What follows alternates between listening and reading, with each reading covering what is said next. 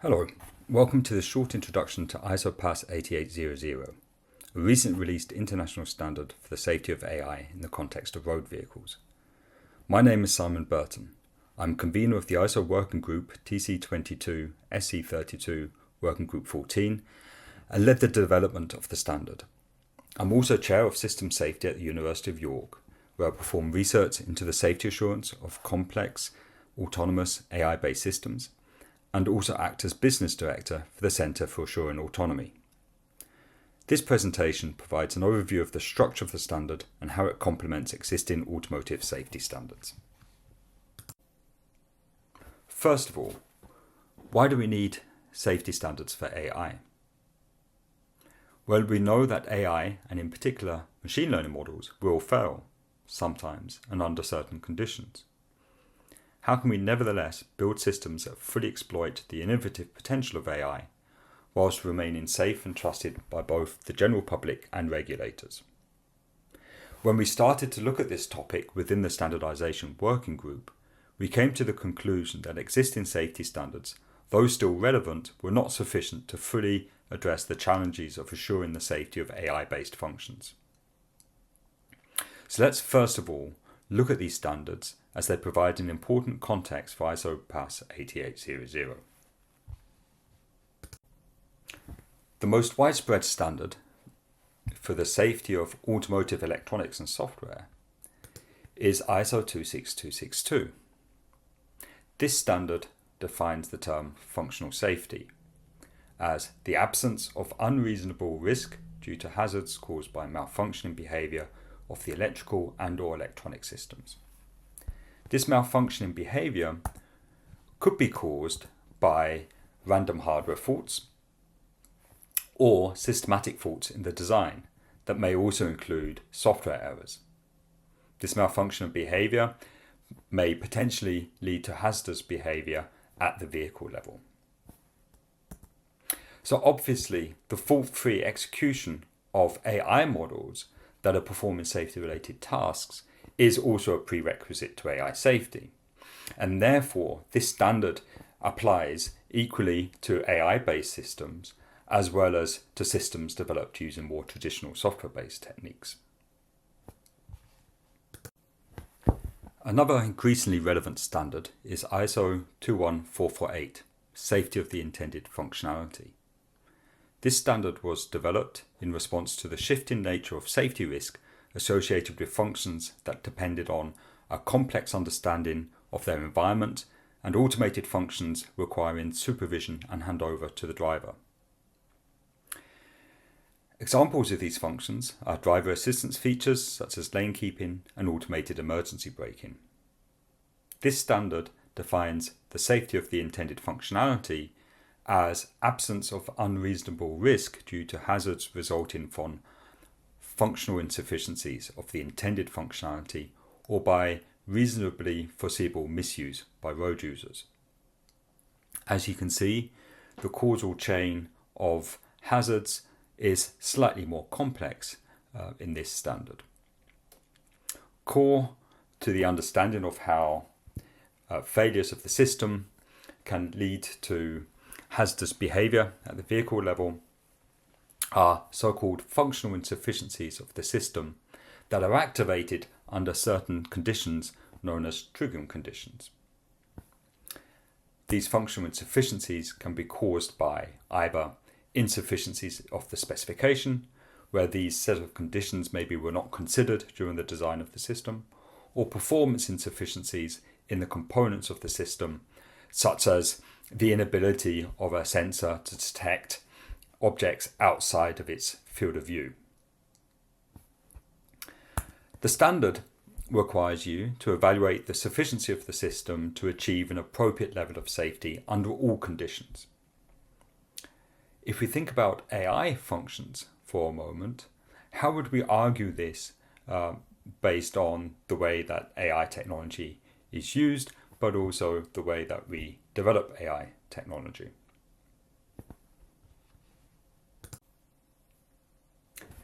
The SOTIF standard gives us a good basis by which we can address some of the key safety challenges of AI and in particular machine learning. In particular, we can map the concept of functional insufficiencies to several key difficulties we see when integrating AI into safety critical functions. Starting off with insufficiencies of the specification. Typically, we use AI and machine learning to implement functionality that is very hard to define as an explicit set of tasks or algorithms. And an example of such functionality is machine learning based perception functions that should detect objects in the road, such as in this picture here, which actually is showing a painting of a young child on the road rather than a real child. How would we specify to the AI function the difference between a real child and a photorealistic painting, for example? So we use AI to perform inherently ambiguous and complex tasks, which are very hard to specify. On top of that, we're using this technology in an environment that is continuously changing, and therefore we may need to continuously update our specification, or our previous specification may no longer be seen as complete. Further exacerbating this problem is that we develop the AI models based on data, and lots of it. And this data is effectively a replacement for a detailed algorithmic specification of the task to be learned. How do we argue, for example, that the data does indeed fully represent the intended functionality of the system, and that a function trained on this data will indeed fulfill all of its requirements? The second class of safety challenges we need to address for AI are related to performance insufficiencies. This can be interpreted as errors caused not by a faulty execution of the AI models, e.g. due to hardware failures or software bugs, but due to the fact that the AI model does not accurately represent the intended functionality. But the question is, how do we argue the adequate performance of AI models? And how do we even define what adequate performance means for these types of systems? We have an issue here because these models are developed using techniques which aren't addressed by existing standards, where existing traditional approaches to constructing safe software do not apply.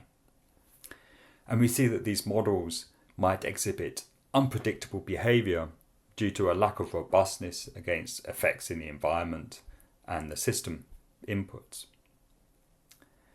We also see that these models tend to be black box and very opaque, which leads to a reliance on black box testing and often more statistical approaches to coming up with quantitative performance metrics. These are issues that aren't well addressed in existing safety standards, and it's these sets of issues, on top of the issue of how to come up with a complete specification of the AI system, are the ones that we address in ISO PAS 8800. To summarize the context of ISO PAS 8800 with respect to existing safety standards, we can see that the safety concepts from ISO 26262 and ISO 21448 need to be extended, whereby ISO 26262 can be seen as a prerequisite for AI safety, albeit with some tailoring, and the concepts of ISO 21448 need to be extended and refined to better suit AI-based functions. If we look at how these standards would apply to a typical system, we get a better understanding of the scoping of these standards and the way 8800 fits into the big picture. Let's consider a driving assistance system such as a traffic jam assist, which in terms of the 8800 standard we would call the encompassing system. This standard would be developed according to 26262 principles, as well as 21448. If we take one part of the functionality of this system, such as the understanding part that builds up a model of the environment around the vehicle, then we could consider that part of that functionality we might have something like a traffic sign classifier, which would be implemented using a machine learning model. This functionality, the traffic sign classifier, we would call an AI system, because this is a dedicated part of the functionality that is going to be implemented on the basis of some AI technology. This is the scope to which 8800 would apply. And that might include not only the machine learning model itself, but maybe some pre and post processing functionality that is inherent to the way that the trained machine learning model works. So this traffic sign classifier, that would be the starting point for applying the processes and the safety life cycles we define in 8800. Of course, as already mentioned, we also need to make sure that the execution of this traffic sign classifier in terms of the integrity of the hardware it runs upon, as well as the way that the basic platform software is written, also conform to the principles of ISO 26262. In this next part of the presentation, I will walk you through some of the highlights from the standard. Let's start off with a bird's eye view of the standard. The safety life cycle. As you can see here in this picture, the standard defines a highly iterative AI safety life cycle that summarizes the different safety relevant activities during the specification, design, implementation, test, but also operation of the AI system. And as I mentioned, this AI safety life cycle is highly iterative.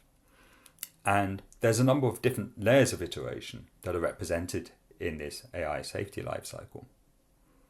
First of all, if we focus on the middle of the picture here, where we see a traditional V model as used in the other standards as well, we see that the 8800 treats this V model as a highly iterative way of developing the AI system. This is inspired by the way machine learning models are typically developed in industry, applying techniques such as ML ops. And the idea here is that we iterate through the development of the AI model until we gather enough evidence that the safety requirements are actually fulfilled. Now, it could be that these safety requirements aren't fulfilled after several iterations, and we need to come to the conclusion that actually we don't have the technology to fulfill the safety requirements at that level of performance as specified, which might mean that we need to go back and iterate with the encompassing system to try to renegotiate the set of requirements allocated to the AI system, maybe shifting more of the functionality or more of the responsibility for the safety critical tasks to other systems in the vehicle, or maybe restricting the scope of operation of the vehicle to reduce the chance of triggering conditions arising for which the AI model will fail. However, if we do successfully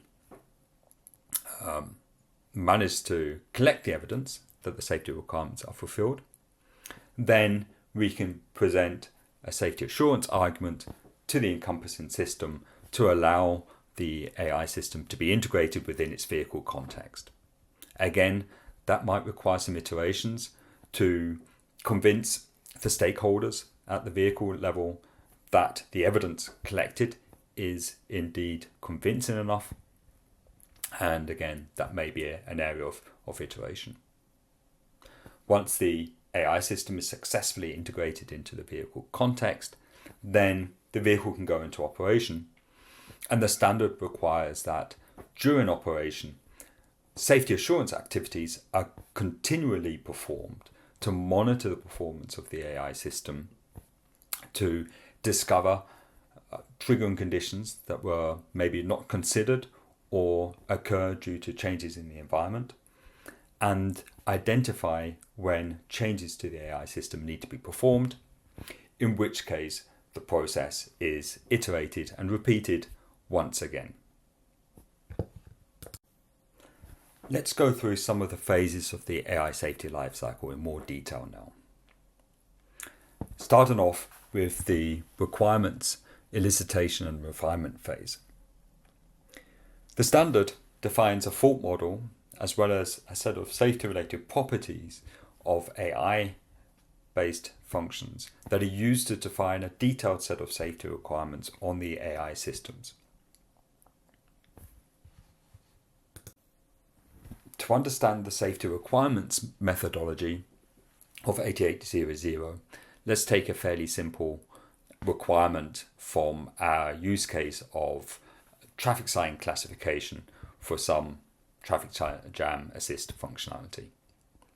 We may have the safety requirement correctly classify construction signs that has been allocated to the AI system from the encompassing system level. And this safety requirement may have been derived via a SOTIF process and therefore be associated with some quantitative acceptance criteria, such as we need to correctly classify construction signs with a maximum failure rate of 10 to the minus 4 misdetections per construction sign. 8800 asks you then to refine these requirements into more detail down to a level of properties that can be directly influenced and measured at the level of the AI models. And the standard suggests a set of properties that could be used as part of this requirements refinement process. So, for example, we could use the property robustness to try to understand under which sets of conditions on the input signals to our AI model should the functionality still work well against. So, for example, what levels of camera noise should the functionality be robust against? And for each of these properties we identify as being relevant for our AI function, we also need to set up and identify some suitable acceptance criteria with associated metrics as well as target values that we can use. One of the main challenges in this process is actually demonstrating that the set of safety-related properties used to develop these derived requirements, as well as the metrics and the target values chosen, do indeed imply that the overall system level requirement, in this case correctly classifying construction signs with a certain failure rate, that really does would be met if all of these refined detailed safety requirements are also met. Let's move now into the design and implementation phase of the AI system. 8800 defines a set of development as well as architectural measures that can be used to achieve the safety-related properties of AI systems. An integral part of the design and implementation of the AI system, as well as the identification of more refined safety requirements, are safety analyses that are performed at the end of each iteration and are used to evaluate residual errors and identify additional development architectural measures for the AI system that may also be turned into more detailed AI safety requirements as well. So this is seen as a continual process that is iterated a number of times until we have an AI system that is capable of fulfilling the requirements.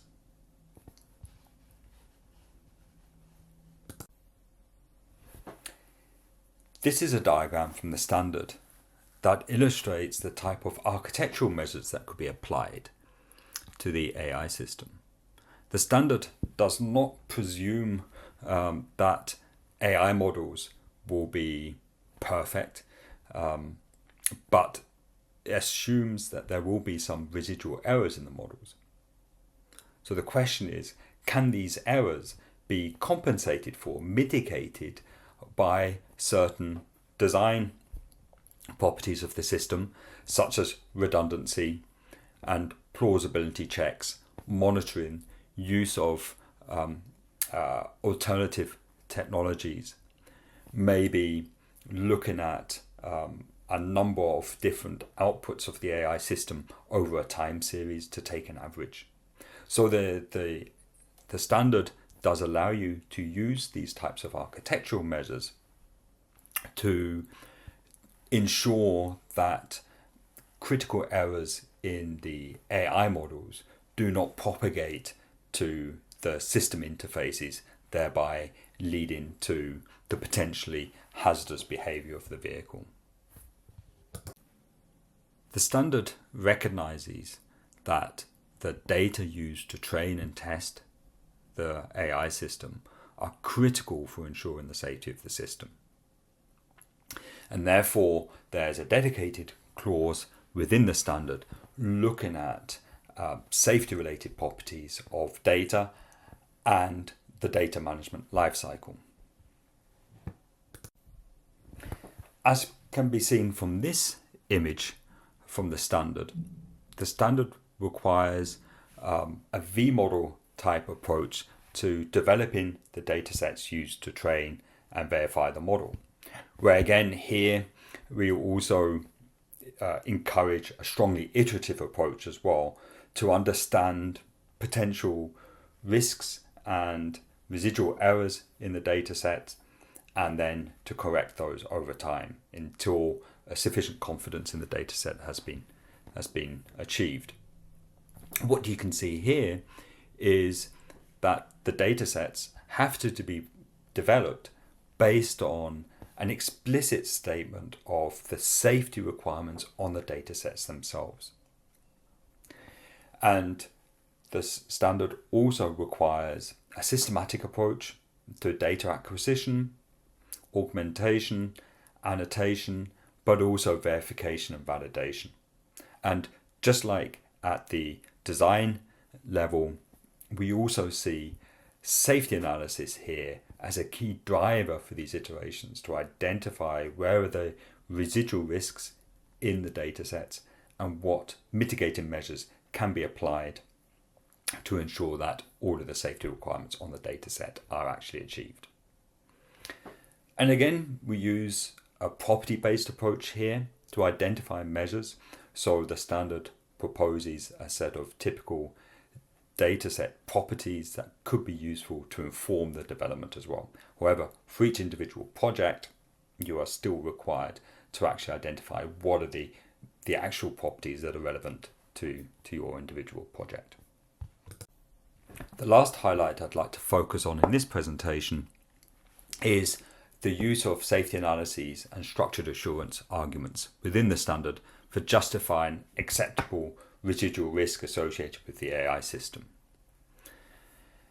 So I already spoke about the role of safety analysis during the design and implementation of the system to identify areas of potential residual risk in the system, which may be identified through testing methods and analysis.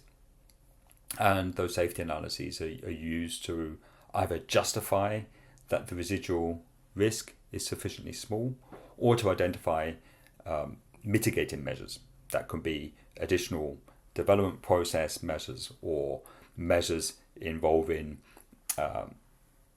developing a better data set or architectural measures to compensate for residual risks. But the standard also requires a safety assurance argument to be developed, which is presenting the evidence collected during the development of the system to argue that the safety requirements that have been allocated to the AI system are indeed met with a sufficient level of confidence. And this safety assurance argument is developed, but also continually maintained during operation to represent the actual lived risk of the system based on feedback coming from the field in terms of observations made during field data, analysis of errors that occurred during operation, and the assurance argument is continuously maintained over time. Although the standard doesn't prescribe a certain method for presenting the assurance argument or a certain structure of the assurance argument, it does present an example in one of the annexes, which you can see in this slide. And this figure here represents the very top level view of the argument. What we can see in this presentation of the argument is, at the very high level, a statement of the requirements to be fulfilled by the system, as well as a set of assumptions that are made during the development of the system on the AI system's use and the technical context of the encompassing system. The argument presented here has a number of branches to the argument. Each would be refined down to individual pieces of evidence that are then collected. The first branch argues about potential insufficiencies of the specification of the system and how those insufficiencies have been addressed. The second branch of the argument talks about training and verification data sets and how those data sets are sufficient to achieve and demonstrate the AI safety of the system. The third argument talks about how potential insufficiencies have been addressed in the design of the system. And then we have an argument that looks at how to present the evidence from testing, verification and validation that the requirements have indeed been fulfilled. And the last part of the argument is talking about how residual and emergent functional insufficiencies of the system are detected during operation and mitigation measures defined, including, if need be, a software update. So those are all the highlights I wanted to present in this short presentation. There are many more details, obviously, to the standard that you can contact me about and obviously read through the standard in your own time. The current status of the standard is that it was approved for release in October last year and was actually released on the 12th of December 2024. Now, that doesn't mean that our work is done as a working group, and the working group is now as busy as ever looking at a number of additional sets of guidance that would support the implementation of the standard. That includes developing some application guidelines based on certain case studies to illustrate how to interpret the standard for certain types of systems, aligning the standard with other standards and guidelines, as well as important regulatory developments such as the EU AI Act, as well as tracking advancements in state of the art so that we can prepare future standards on time as the use of AI-based technology advances within automotive. And at this point, I would like to thank all of my colleagues from our working group, which included more than 130 experts from 13 different countries, who all contributed to the development of this very important standard. So thank you very much to everybody who participated. So with that, I'd like to close this presentation, which gave you an initial overview of the content of ISO Pass 8800 and leave you with a few takeaway messages. ISO Pass 8800 is an important first step in providing pragmatic guidance for the integration of AI and ML components into safety relevant in-vehicle systems. The focus of the standard is on a safety management system and an AI safety lifecycle with normative requirements in each phase. The standard should be seen and also used within the wider context of ISO 26262 and ISO 21448, as well as the wider evolving standardization and regulatory landscape. And those additional standards might include, for example, application-specific standards for deriving specific safety requirements on AI systems for particular vehicle functions. But it might also require referring to sector-independent standards for selecting appropriate design and verification methods and metrics to help you create the evidence that the standard requires you to do. So, thank you very much for listening. It's been a pleasure talking to you about this standard. If you'd like to learn more about the standard or learn how I can support you in the implementation of the standard, either with more detailed training or project-specific guidance, feel free to contact me under this email address.